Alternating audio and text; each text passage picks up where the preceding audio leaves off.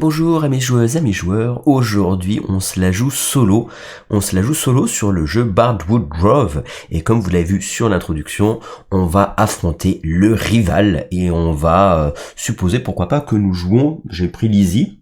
Pourquoi j'ai pris Lizzie? Parce que dans le background de l'histoire, c'est Lizzie qui avait affronté le rival et qui avait gagné le rival à l'époque. Le rival est parti pendant des années parce qu'il était bien triste et il a perdu de son ego parce qu'il s'est fait vaincre dans la forêt de Bardwood Grove. Et là, il revient pour se venger et pour avoir la plus grande renommée.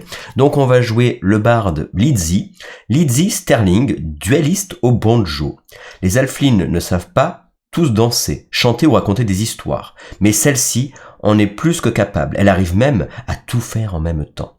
Lizzie ne se contente pas de se produire à guichet fermé ou de rapporter des récits oubliés il y a longtemps. Dans son cœur, elle aspire à la compétition, à mettre d'autres bardes au défi de la vaincre lors de confrontations musicales. Selon les rumeurs, elle aurait battu un démon musical lors d'un concours de violon. Alors qu'elle n'avait jamais touché cet instrument de sa vie, elle le fit sonner comme un banjo et ridiculisa la créature. Lizzie a un faible pour toutes les races des 5 royaumes. Bien qu'elle n'ait aucun problème à humilier quelqu'un, elle ne ferait jamais de mal à une mouche. Et voilà, donc nous allons jouer du banjo les amis, aujourd'hui, du banjo sur Bardwood Grove. Alors si jamais vous n'avez pas vu la vidéo précédente, je vous invite à aller la voir évidemment. Sur la vidéo précédente, je vous présente le jeu, je vous explique toutes les règles du mode compétitif et qui sont également valables pour le mode en solo, donc je vous invite à aller voir la vidéo précédente. Et aujourd'hui, qu'est-ce qu'on fait? Eh ben j'explique les règles additionnelles pour jouer en solo. Parce que là, nous allons faire les règles solo et ensuite on va partir sur la partie. Alors moi, j'ai joué à 2 joueurs, j'ai joué à 3 joueurs, j'ai fait une partie solo que j'ai d'ailleurs gagné, mais j'avais pas ce barde là. J'ai gagné 38-30, c'était la chance du débutant. Et on va voir aujourd'hui ce que ça va donner. Je vous expliquais un petit peu tout à l'heure les différentes tactiques, etc. Et après, on fera peut-être une dernière vidéo sur mon avis sur le jeu. Pour petit rappel, je vous invite évidemment à pouvoir précommander le jeu qui sort fin avril, je crois, plus exactement le 26 avril en boutique. Donc moi je vous le propose sur la boutique garagejeux.shop. Je vous invite à aller dessus. D'ailleurs vous avez de toute façon les liens en bas de cette vidéo. Vous avez directement le jeu cliquable. Et donc si vous voulez prendre le jeu de base plus l'extension, je vous fais une super offre précommande. Donc vous pouvez précommander le jeu. Dès maintenant d'ailleurs, et comme ça quand je fais la précommande, je récupère toutes vos boîtes et vous les recevrez directement en premier entre guillemets au moment de la sortie boutique et surtout avec une offre promotionnelle, donc n'hésitez pas à précommander de suite si jamais le jeu vous intéresse. Alors, qu'est-ce qui se passe au niveau des règles additionnelles? Donc attention, il faut avoir vu les règles précédentes. Donc qu'est-ce qu'on va faire? Donc on va de suite aller sur la vue du plateau et je vais vous expliquer un peu les différences. Qu'est-ce qui se rajoute plutôt? C'est pas les différences, c'est plutôt du rajout par rapport aux règles multijoueurs. On y va. Hop. Donc la mise en place, elle est presque pareille. J'ai pris 2 événements qui sont ici. Alors moi j'avais déjà avancé dans les quêtes, donc j'ai pris 2 événements. Là j'ai les événements de l'automne. Donc j'en ai un de chaque côté. Je vous les citerai tout à l'heure, mais ça c'est comme d'habitude. La mise en place c'est comme à 2 joueurs. Donc j'ai mis 10 gemmes de ce côté et 14 gemmes de ce côté. Là c'est pareil. Comme c'est à 2 joueurs, on a enlevé une créature de chacune des piles de celle-là et de celle-là. Donc j'ai une créature et un boss sur ces piles-ci. Ça, c'est expliqué aussi sur la vidéo précédente. Ma mise en place est au même endroit, donc Lizzie elle commence là. Et par contre, le rival il joue du violon. Le rival il commence dans la maison du poète, il commence plus exactement ici. Donc le rival il est là, il va y avoir le plateau rival qui sera à ma droite et il y aura Lizzie qui va être ici à ma gauche. Voilà. Dans la mise en place, qu'est-ce qu'il y a de particulier en plus? Ça va revenir là par contre, faut pas déconner. Ce qu'il y a en plus dans la mise en place sur le plateau de jeu, nous avons ce qu'on appelle des portails. Vous avez dans les portails, vous avez en fait des endroits, des zones où vous n'avez pas de lieu. Et ben les zones où vous n'avez pas de lieu, on va mettre des portails et non pas un portail des portos. Hop, et ici, quoique ça serait sympa aussi, ça donnerait de l'animation pour pouvoir jouer un peu de musique. Et donc les portails, ils ont quoi de particulier? Ils sont recto verso. Et on va avoir un portail bleu qui va amener vers un autre portail bleu, un portail violet qui va amener vers un autre portail violet. Qu'est-ce que ça veut dire? On va les mettre au hasard sur le plateau, il faut qu'il y ait un bleu et un violet là, et il faut qu'il y ait un bleu et un violet là. Enfin, peu importe le sens, mais il faut qu'il y ait bleu-violet quelque part ici, et bleu-violet quelque part ici et ici. Donc il y en a un là, un là, un là, un là. Ça veut dire quoi en fait par rapport le rival, il va pas se déplacer comme nous à l'intérieur des régions, il va se déplacer dans les intersections. En fait, il va suivre les lignes. Donc il va aller d'intersection en intersection. Il va se déplacer comme ça dans les différentes intersections. Et justement, si jamais à un moment donné, il se déplace sur une intersection où il n'y a pas de lieu et où il y a un portail, alors si jamais il va pas à, comment dire, le portail, il est à l'extrémité du bord du plateau. C'est-à-dire que si j'étais ici, si je dois aller à droite, tout va bien. Si par contre je dois aller plus bas sur le plateau alors que je peux pas, je passe par le portail et j'arrive sur le portail violet qui est là-bas. Donc si je sors du plateau ici, ça me fait arriver ici.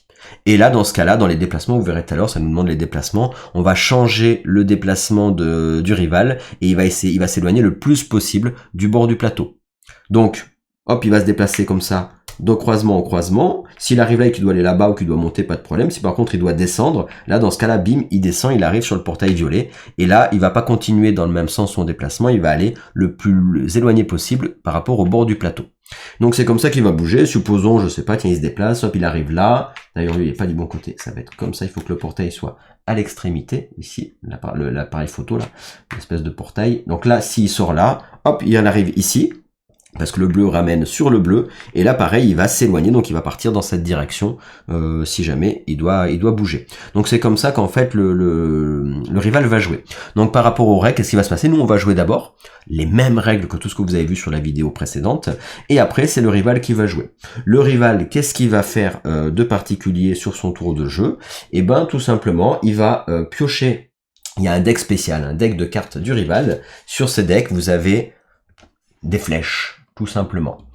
Et vous avez évidemment de quoi tourner la roue. Donc d'abord on va prendre au hasard une de ces cartes, hop, ici, on va la révéler et on va la mettre dans sa défausse, ça nous dira de combien on tourne la roue, et comme d'habitude, si jamais il tourne la roue après la clé de sol, s'il fait un tour complet ou plus, et ben il va chanter, notre rival. Et ensuite on va utiliser une deuxième carte, qui elle va donner ces directions. La première, c'est pour faire tourner la roue. La deuxième, c'est pour les directions. Alors là, par exemple, quand il y a deux flèches, comme sur ces cartes-ci, ce sont des cartes difficiles. Ça veut dire qu'au moment où vous allez plus avoir de cartes dans sa pioche, on vous dit, si vous voulez vous jouer en mode facile, vous enlevez deux cartes qui ont deux flèches, parce que plus il y a de directions, plus c'est dur à l'affronter. Si vous voulez jouer en médium, en intermédiaire, moi je vais jouer en intermédiaire, on enlève deux cartes au hasard. En sachant que ça peut revenir pareil qu'en mode facile, mais au moins c'est marqué intermédiaire, faut avoir de la chance quoi. Ou alors vous jouez en mode difficile et vous enlevez que deux cartes qui ont une flèche pour reconstituer son deck. En gros, au début c'est de toute façon difficile parce qu'il y a des cartes, plein de cartes avec deux flèches, deux directions, et après c'est vous qui décidez comment vous allez jouer la suite de votre partie en mode facile, intermédiaire ou difficile. Sachant qu'aussi si vous voulez jouer en mode difficile, en début de partie, vous pouvez directement donner une gemme de chaque cycle au rival. Une ici et une ici si vous trouvez que c'est trop facile. Donc il y a ça aussi pour augmenter un peu la difficulté du jeu. Alors sachant, je pense aussi que moi j'avais gagné, mais alors déjà j'ai pas joué en mode difficile, j'ai joué en mode intermédiaire, j'ai pas enlevé les deux gemmes, et je pense que les événements de départ sont plus simples, en fait c'est quand même des bonus, et je pense qu'après quand on a des événements plus compliqués, à mon avis c'est plus dur de le vaincre. Mais ça sera à tester au fur et à mesure. Qu'est-ce qu'on a de plus? Donc voilà, ça vous avez compris, une carte qui va dans la défausse, ça fait tourner la roue, une carte qui va ici, et ça sera utilisable pour sa chanson quand il va chanter. Enfin c'est pas exactement ça, mais vous verrez. Enfin bref, en tout cas, une carte qui va ici, et ça lui permet de se déplacer sur le plateau. Et après il chantera, vous verrez comment, mais en gros ça c'est pour son déplacement, plus exactement. Pour pas dire de bêtises, c'est à chaque fois une carte ici, pour la roue, une carte ici pour savoir comment il va se déplacer sur le plateau. Mais dès qu'on met une carte ici, il se déplace sur le plateau. Il attend pas la phase de chant pour se déplacer. Je mets une carte ici, il se déplace de 1 ou de 2 en fonction du nombre de flèches que vous avez. Et si jamais il a fait le tour, dans ce cas-là, il va chanter. Alors, qu'est-ce qu'on a d'autre? On a les runes qui ne vont pas être sur le plateau joueur. Donc le plateau joueur, les emplacements des runes ne servent à rien, on n'en prend pas en compte. Par contre, il a les écussons, c'est important parce que s'il enlève tous ses écussons, il fera des points de victoire parce que les 4 derniers donnent des gemmes. Donc je crois que c'est bien les 4 derniers, oui c'est ça, qui donnent des gemmes. En plus de ça, on a les jetons rival. Les jetons, oui, ça dépend, c'est des rivaux, mais là, c'est les jetons du rival. Il y en a au total 7. Et donc, à chaque fois qu'il va sortir d'un lieu, supposons qu'il se déplace. Là, on dit, tiens, on a fait le premier. Là, c'était une roue, on aurait déplacé de 1 sa roue. Et ensuite, supposons qu'on prenne une carte pour le déplacement vers le haut. Dans ce cas-là, il se déplacerait vers le haut. Et à chaque lieu qu'il va quitter, À chaque lieu qui va quitter, on va mettre un petit jeton rival, voilà. Jusqu'à ce qu'il fasse une phase de champ. Donc supposons, là, il a terminé sa phase, donc c'est nous qui allons jouer. Supposons qu'après il rejoue, hop, il fait pareil, il prend, il tient, il tourne 2 fois la roue, une fois, 2 fois, hop, là on est bon, il n'a pas encore fait le tour complet, donc là il ne va pas chanter. Il y a 2 flèches, une vers le haut, bim, et là dans ce cas-là, il prend encore un jeton rival sur le bar de café, et la deuxième elle va à droite, il va là, et donc il va mettre un jeton rival ici. Boum. Donc là petit à petit comme ça il va mettre des jetons de rival sur le plateau de jeu. Supposons qu'on joue, qu'il rejoue à nouveau, et là bim évidemment qu'est-ce qui va se passer? Là pour le coup il va tourner de 2, il va dépasser la clé de sol, et donc il va chanter. Pareil il va quand même faire des déplacements, il part à droite et il remet un jeton rival, et là qu'est-ce qui se passe? Eh ben l'IA, donc le rival, il va chanter. Et qu'est-ce qui va se passer? Il va chanter à partir de sa valeur de jeton rival la plus élevée. Donc ça va être en ordre décroissant. Il prend la plus élevée, il va d'abord chanter sur ce lieu, puis après quand il aura fini de chanter, il va remettre le 4 dans sa pile, puis après il va chanter dans ce lieu, etc.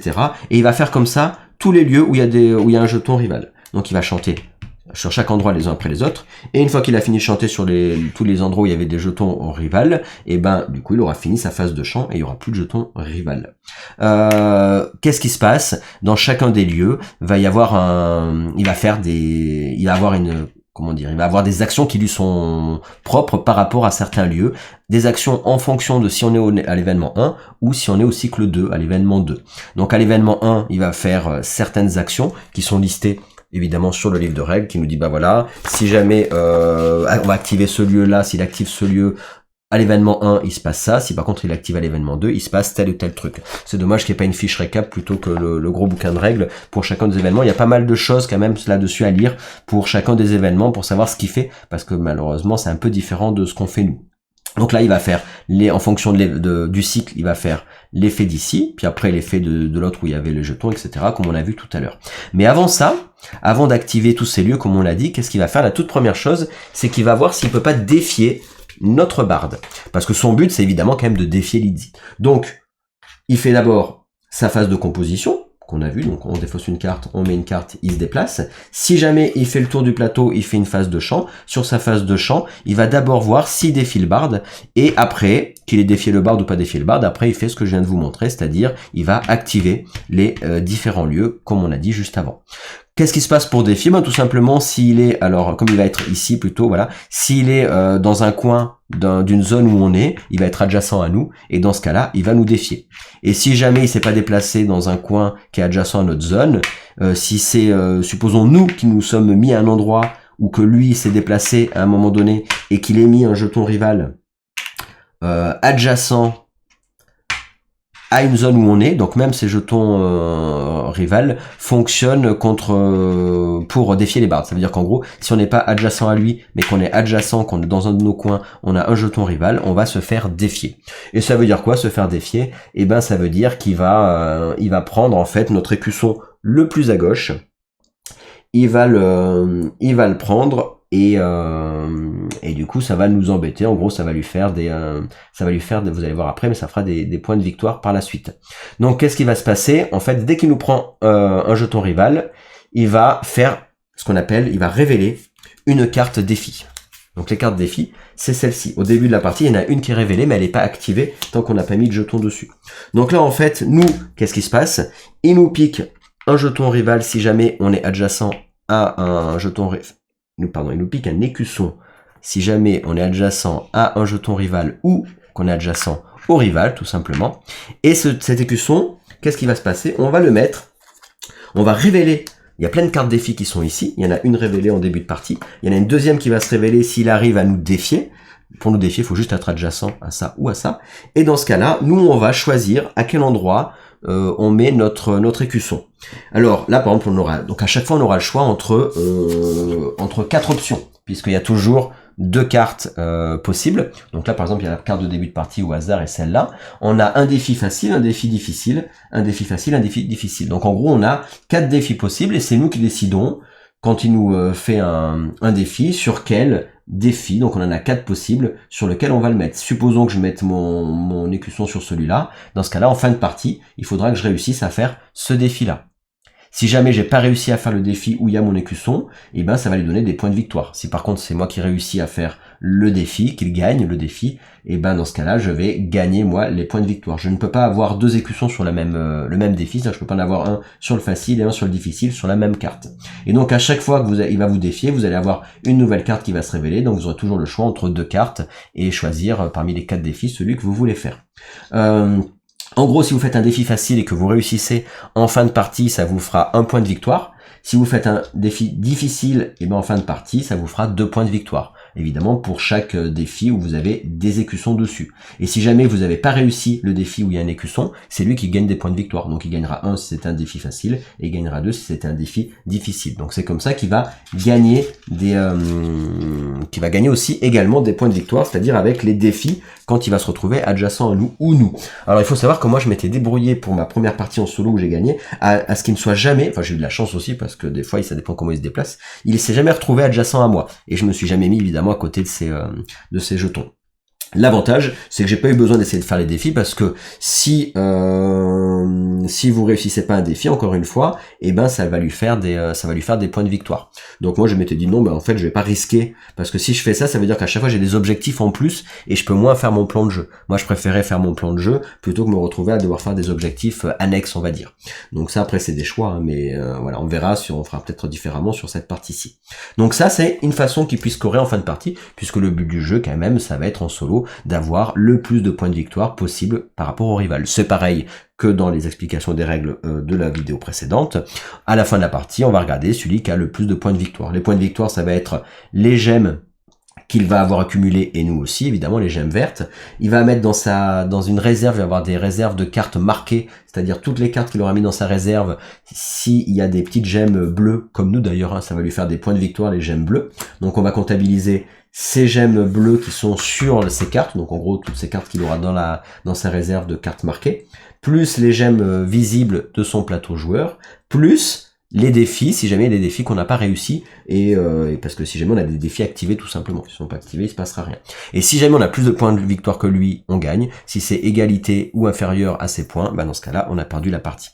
Voilà comment il va fonctionner. Donc il va aller comme ça, il va donc faire ses phases de composition, puis sa phase de chant si jamais elle est activée, puis sa phase comment dire, et puis après ce qu'ils appellent la phase de pause, ça va juste être le fait de sa phase qu'on appelle de pause, c'est si jamais son deck du plateau rival est vide. Et dans ce cas-là, ce que j'ai dit tout à l'heure, la phase de pause, c'est si ça c'est vide, et ben on va enlever des cartes d'ici. Mais bon, sa phase de pause, en gros, il l'a fait que si jamais c'est vide. Voilà, donc ça, c'est une des choses. Évidemment, on va pouvoir nous utiliser des gemmes de pierre de portée si jamais on veut le défier, parce que nous aussi on peut le défier. Si jamais il est à portée, tout va bien. S'il est dans une zone ici, il faudra utiliser une gemme de portée, et si jamais il est plus loin, ici par exemple, il faudra 2 gemmes de portée, comme d'habitude, pour essayer de le défier. Si on arrive à le défier, ben tout la même chose, on prendra son écusson, on le mettra sur notre perso, et on pourra activer les effets des écussons, ça vous connaissez déjà. On va, pour terminer cette explication des règles en solo, on va maintenant parler un petit peu des différents lieux. Donc il y a pas mal de choses quand même sur les différents lieux. Alors je sais pas si on va tout voir, mais on va en faire une partie. Par rapport aux créatures, s'il arrive sur une créature, il y a 2 options. Si jamais, donc sur l'événement 1, si on est toujours sur le cycle 1, l'événement 1, si il y a un écusson sur la créature, dans ce cas-là, s'il y a un écusson dessus, il va l'apaiser, ça veut dire qu'il va l'affronter, il va récupérer la créature. Si par contre il n'y a pas d'écusson dessus, et ben le rival il va juste mettre un de ses écussons, il va le mettre dessus. Donc qu'est-ce qui va se passer? Il va se passer que si nous on affronte la créature, on aura un -1 pour l'affronter, donc ce sera plus facile. Et lui par contre, quand on aura affronté la créature, il va quand même gagner juste la gemme, le point de victoire. Mais il gagnera pas les pièces, parce qu'en gros lui ce qui l'intéresse c'est juste les points de victoire. Voilà. Et si par contre il affronte la créature et qu'il réussit, si on avait un écusson à nous dessus, évidemment on va gagner par contre pour le coup les rewards qui sont en dessous. Lui il va gagner la carte, et la carte il va la mettre dans sa zone ici, dans sa zone de carte marquée, ça lui fera un point de victoire en fin de partie. Voilà. Et après ce qui marque en plus cette carte-ci, je crois pas quand il la gagne, il me semble qu'il le marque pas. S'il appelle une créature, voilà, mais mais il ignore tous les symboles récompenses sur la créature. Donc si c'est lui qui l'apaise, il gagne la carte, mais par contre, il ignore tous les symboles qui sont en bas. Donc il gagne la récompense de points de victoire que si c'est nous qui apaisons la créature. Si c'est lui qui l'apaise, il récupère la créature, il la met là, il aura un point de victoire pour son bleu, mais il n'aura pas la gemme qui est en dessous. Après, on pourrait décider de lui faire gagner quand même. Ça, c'est ce qui est marqué dans les règles, mais voilà, c'est un peu bizarre, donc on pourrait quand même lui faire gagner. Ça, donc en gros, le rival, voilà ce qu'il fait. Donc sinon, en gros, ça c'est au cycle 1, donc où il va aider et mettre un écusson, s'il n'y en a pas, et s'il y en a déjà un, il va l'apaiser. S'il est par contre au cycle 2, donc à l'événement 2, il va directement, même s'il n'y a pas d'écusson, qu'est-ce qu'il va faire? Il va directement apaiser la créature. Il va le faire, quoi qu'il arrive. Et sinon, s'il n'y en a plus, bah évidemment, il va gagner une gemme, c'est marqué en dessous. Ça, c'est si jamais il n'y a plus de cartes. Si il est dans une boutique, qu'est-ce qu'il va faire? Et ben dans la boutique, si on est au cycle 1, dans la boutique, et ben il va prendre tout simplement le dessus de la carte, s'il est au cycle 1, et si jamais c'est une carte compétence, pas les cartes impro, que les cartes compétences, dans ce cas-là, ça fera avancer le marchand, contrairement à nous où ça fait avancer le marchand tout le temps, bah là ça fera avancer le marchand que si c'est une carte compétence. Donc hop, s'il est là, il prend la carte du dessus, quand il a l'événement 1, mais ça avance pas ça. Si par contre il est là, il prend la carte du dessus, et en plus il fait avancer ça. Et ça lui fera, il y mettra la carte évidemment là-dessus, et ça lui fera un point de victoire en fin de partie. Donc ça rajoute quand même des règles, donc il faut quand même être, voilà, le jeu devient plus expert on va dire avec le mode solo, même si pour l'instant j'ai pas trouvé le mode solo si difficile que ça, mais ça se trouve je vais me faire dégommer sur la partie filmée évidemment. Voilà, si jamais on est au cycle 2, à l'événement 2, là dans ce cas-là on mélange les cartes, et il en prend une au hasard, et après il remélange les cartes. Donc en gros, la différence c'est qu'il va prendre une carte, pas spécialement celle qui est sur le dessus. On mélange la pile de cartes, il gagne la première carte, et on la met sur sa pile face cachée. Quoique après, non, il remélange même pas, c'est juste on mélange, il en prend une, il la met sur la pile face cachée, et après on remet le paquet. En gros, ça veut dire qu'il prendra pas spécialement la carte du dessus. On mélange, donc ça peut nous embêter. Voilà. Ça c'est pour... On avait dit donc les créatures, on en a parlé. Ensuite, les boutiques, voilà comment ça fonctionne. Ensuite, ici, la banque du hautbois, qu'est-ce qui se passe s'il est dessus? S'il y a un écusson à lui, ici, il le défausse du jeu. Ça n'a aucune incidence avec les événements. En fait, il active pas les événements, lui, hein, le rival, il joue pas avec les événements qui sont en haut. Et si jamais il y a un de nos écussons, il les prend. Il prend l'écusson. Il y a marqué s'il y a l'un de vos écussons, s'il n'y a pas vos écussons. Donc c'est pas très clair ça sur est-ce qu'il en prend qu'un seul, si on en a mis plusieurs, est-ce qu'il en prend plusieurs. Ça sera regardé sur le BGG parce que c'est pas vu comment c'est marqué, ça serait un seul écusson. Et ensuite, s'il n'y a aucun de nos écussons, dans ce cas-là, le rival qu'est-ce qu'il fait? Il y place son écusson et il va prendre des gemmes, et il va prendre des gemmes de la valeur de l'avancement de notre jeton marché moins 1. Donc supposons par exemple que le jeton marché il soit ici à cet endroit là, donc à 3, ça ferait 3 moins 1, ça veut dire qu'il gagnerait 2 gemmes. Voilà. Évidemment s'il est à 0, moins 1 il va pas gagner moins une gemme, hein, ça fonctionne pas, il se passe rien. Mais en gros voilà comment ça marche, ça veut dire que là dans ce cas il va gagner des points de victoire si jamais il n'y a aucun de nos écussons. Et bien dans ce cas, il y passe son écusson et il va gagner des points de victoire en fonction de l'avancement du chariot. Voilà comment ça fonctionne ici. Ensuite, les lieux de représentation, donc c'est les lieux qui sont ici, bim, bim et bim. Les lieux de représentation, qu'est-ce qu'il va faire? Eh ben il va poser une de ses runes sur à l'événement 1. Il va le poser sur l'emplacement de récompense visible de plus faible valeur. Donc supposons que tout est visible, mais il va se mettre sur le 3. Si le 3 était déjà pris, il se mettrait sur le 5. Voilà, tout simplement. Et à l'événement 2, il va se mettre sur l'emplacement visible, le deuxième de plus faible valeur. Supposons qu'il y ait par exemple le 3 et le 5 de disponible, et bien il se mettrait dans ce cas-là sur le 5. Voilà, et s'il n'y en a plus qu'un de disponible, et bien il se met sur le dernier qui reste. Voilà comment fonctionnent les lieux de représentation. Il nous reste quoi? Il nous reste pas grand chose, ça on a vu. Le raconter une légende, qu'est-ce qui se passe s'il est sur une légende? Eh ben il va choisir en fait l'endroit sur l'événement 1, quand il est sur l'événement 1, il va placer une de ses runes, donc ici, sur la carte légende vide, donc en fonction du nombre de runes qu'il y a. Il va choisir l'événement légende où il y a le moins de runes, et il va y mettre une rune à la place. Donc ça veut dire qu'en gros on regarde, on dit tiens est-ce qu'il y a des runes, supposons par exemple qu'il y a une rune sur l'événement 1, et ben dans ce cas-là, il va poser, lui, sa rune sur l'événement 2, parce que s'il n'y en avait pas sur l'événement 2, supposons qu'il y en ait une sur l'événement 1 et une sur l'événement 3, et ben dans ce cas-là, il va mettre sa rune sur l'événement 2. En gros, il met sa rune sur l'événement le plus bas, où il y a le moins de jetons. Voilà. Et donc il va faire quoi? Il va mettre directement sa rune sur la carte visible, et ensuite il va retirer une carte de ce tiers là et il va la rendre visible. Donc il se mettra sur la carte visible et il va quand même tirer une carte supplémentaire, mais il se mettra pas sur celle-là. Et ça lui fera quoi? Et ben en fin de partie, ça lui fera des points de victoire, puisqu'il va gagner 2 points de victoire si c'est un tiers 2, 1 point de victoire si c'est un tiers 1, et 3 points de victoire si c'est un tiers 3, à chaque fois qu'il a des runes dessus. Et d'ailleurs qu'il a des runes dessus, ou nous aussi également. C'est-à-dire que même si moi j'ai mis une rune en tiers 3, il va gagner 3 points de victoire. Ça veut dire quoi? Ça veut dire qu'en gros, quand vous jouez en solo contre lui, posez-vous bien la question de est-ce que ça vaut le coup de faire une légende? Parce que dans tous les cas, lui va gagner des points de victoire avec vos runes aussi. Donc c'est souvent intéressant de faire des légendes si jamais les points en fin de partie de gemmes bleues vous disent que vous gagnez plus qu'une gemme bleue, parce que sinon, pour gagner une seule gemme bleue à la fin, et ben dans ce cas-là, vous allez lui donner des points de victoire et vous n'êtes pas sûr en plus de réussir votre objectif de fin de partie. Après, vous allez me dire oui, mais nous de base, quand on réussit une légende, on gagne aussi de toute façon les points de victoire qui sont égaux à ce que lui va gagner. Certes, c'est vrai, mais bon.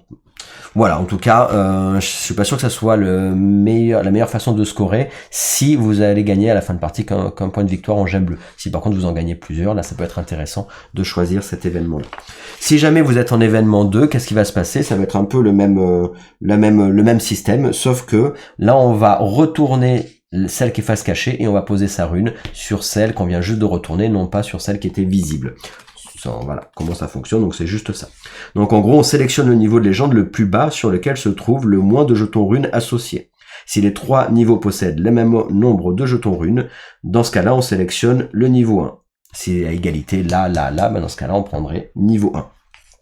Voilà, ça c'est pour les légendes. Et ensuite, qu'est-ce qu'il nous reste? Il nous reste les lieux de conversion. Les lieux de conversion, alors on a quoi? On a les motifs. Donc si jamais on est ici, par exemple, là on a les motifs, ils sont là et ils sont là. Sur les motifs, qu'est-ce qui va se passer?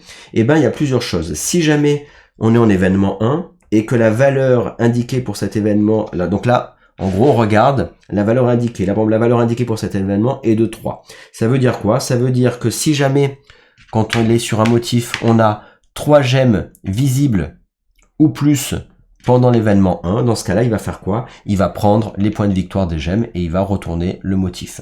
Si jamais il est en cycle, en événement 2, là, s'il y a même une seule gemme visible, il va la prendre, qu'il y en ait une ou plus, contrairement au cycle 1 où il va aller prendre les points de victoire que s'il y en a au moins 3 de gemmes visibles. Et quand il prend, je vous rappelle qu'il gagne les gemmes du cycle en cours et après il retourne les motifs. Si jamais il prend pas les points de victoire, parce que du coup en événement 1, il y a moins de 3 gemmes visibles sur les motifs. Dans ce cas-là, qu'est-ce qu'il va faire? Eh ben, on va regarder le niveau, supposons qu'on avait un jeton rival de niveau 3. Dans ce cas-là, on va faire 1, 2, 3, on part de la gauche, et on compte en fonction de la valeur du jeton rival. Donc 1, 2, 3, ça veut dire qu'il retournerait ce jeton-ci. Et il prendrait pas le reward, mais en gros, il retourne pour faire des gemmes de l'autre côté. Si jamais il faisait 1, 2, 3 et qu'il tombait sur une gemme, ben là, dans ce cas-là, évidemment, il va prendre la totale, toutes les gemmes visibles. Donc, il a encore une autre possibilité pour gagner des points de victoire. J'espère que j'ai été clair, c'est un truc un peu particulier, puisqu'on regarde d'abord s'il peut prendre les gemmes en fonction de ce qu'on appelle la valeur en fonction de l'événement en cours. Donc, s'il y en a 3 des gemmes visibles sur l'événement 1, il prend les gemmes. S'il y en a un ou plus en événement 2, il prend les gemmes. S'il prend pas les gemmes, on fait on part de la gauche et en fonction de sa valeur, on retourne le jeton. Et si c'est une gemme, par contre, on reprend évidemment les points de victoire, les gemmes. Et la dernière chose, c'est convertir. Donc si jamais on va convertir le volume, et ben là au lieu de convertir ce qu'on nous propose, en gros qu'est-ce que ça nous dit? Si jamais il a du volume sur son plateau, et ben pour chaque fois qu'il a au moins 3 de volume, il enlève 3 de volume et ça lui fait gagner un point de victoire, ça lui fait gagner une gemme à chaque fois qu'il a 3. Donc supposons qu'il avait 6 de volume quand il arrive là, et ben il va gagner 2 points de victoire, puisqu'on a 2 fois 3, donc ça fait 6, 2 points de victoire. Supposons qu'il avait 3, ben il gagnerait 1 point de victoire. Et si jamais il a pas de volume ou il en a moins de 3, qu'est-ce qui va se passer? Et ben en événement 1, il va gagner 3 volumes. Et sinon, en événement 2, il va gagner carrément 6 de volume. Évidemment, on peut pas dépasser 6. Voilà pour les volumes de conversion. Et après, le dernier, et on a tout vu, c'est gagner des pièces. On est où gagner des pièces? On est où gagner des pièces? On est... elle est là et là. Dans ce cas-là, qu'est-ce qui va se passer? Eh ben, sur l'événement 1, à la place de gagner des pièces, il va gagner 3 de volume. Là ou là. Hein. Et si jamais on a l'événement 2, il va gagner 1 point de victoire. Voilà. Ici ou ici, en événement 2, il gagnera 1 point de victoire. Donc là, on a tout vu. Et vous avez vu que quand même ça fait pas mal de combinaisons parce qu'en fonction de l'événement 1 ou l'événement 2, enfin le cycle 1 ou le cycle 2, vous voyez qu'il va pas faire les mêmes actions sur chacun des lieux. Donc vous êtes obligé quand même d'avoir un peu le bouquin, il faudra avoir une carte de référence au début pour jouer tout ça. J'espère que j'ai été clair sur les règles solo. Et écoutez, on va pouvoir passer après sur la partie. Si vous avez des questions, n'hésitez pas. Et puis on va se mettre en avant parce que là on a vu tout ce qu'il fallait. Au niveau des fans, s'il active les fans, évidemment, là je l'ai pas dit tout à l'heure, mais quand il fait une phase de représentation, il va aussi gagner, tout à l'heure j'avais dit qu'il gagnait les gemmes, et il va gagner évidemment aussi la première carte des fans, et il va les mettre dans ses cartes pour gagner des points de victoire. Donc évidemment, il prend aussi cette carte et il la gagne. Donc vous avez vu, voilà, ça fait quelques règles supplémentaires, l'air de rien, avant d'attaquer sur la partie. Voilà, là je vous ai donné toutes les règles solo qui s'additionnent à toutes les règles de la vidéo précédente.